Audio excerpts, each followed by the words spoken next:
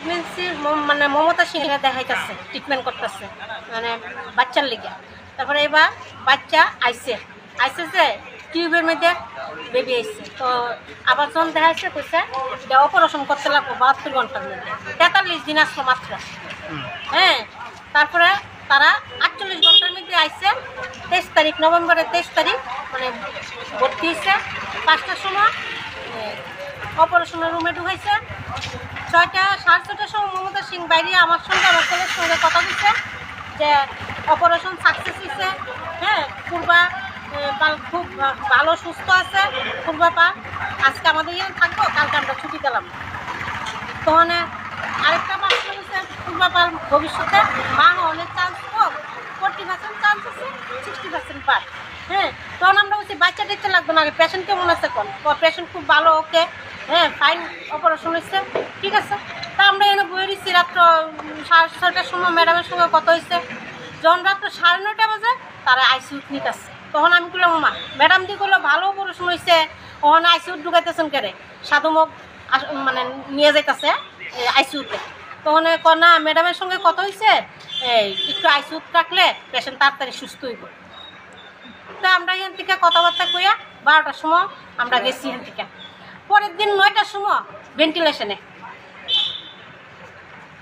আর আজ অব্দি চোখও খুললো না, একটা আঙ্গুল লড়লো না, একটা পাও লড়লো না। এবার মাঝখানে 10 দিন পরে টেটোস্কোপি করছে। টেটোস্কোপি করে মানে গলা দিয়ে টেটোস্কোপি করে অক্সিজেন পাইপ দিয়ে গলার মধ্যে দিচ্ছে। হ্যাঁ, আজকে সকালে 9টার সময় ফোন করছে মারা গেছে, অহন অব্দি তারা ডেড বডি ছাড়তেছে। কি কারণ তারা কি কয় তারা অক্ষণ না তখন আধা ঘন্টা 45 মিনিট পরে ডাকামু, এই চলছে। তারা সমস্যাটা কোন জায়গায় জিজ্ঞাসা করছে না? তারা সমস্যা বিল পাইতো না।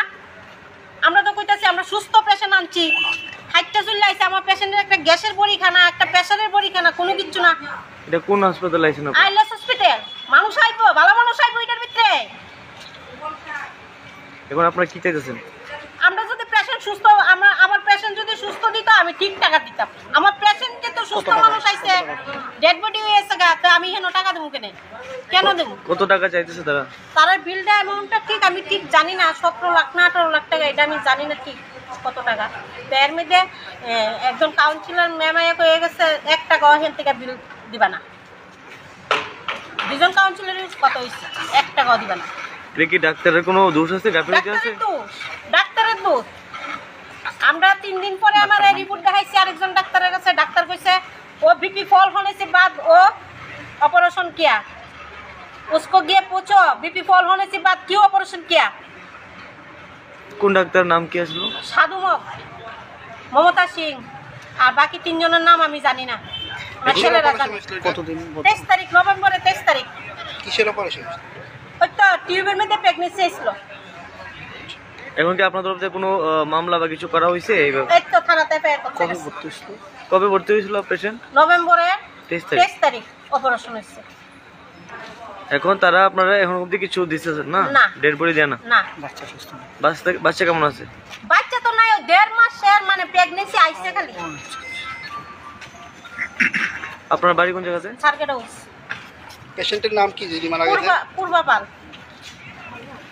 বয়স কত হইব? 30 বছর। আপনার কি হয়? আমার ছেলের বউ। আপনার নাম? আমার নাম কাজল দাস। বাড়ি সার্কেডাউস। সার্কেডাউস।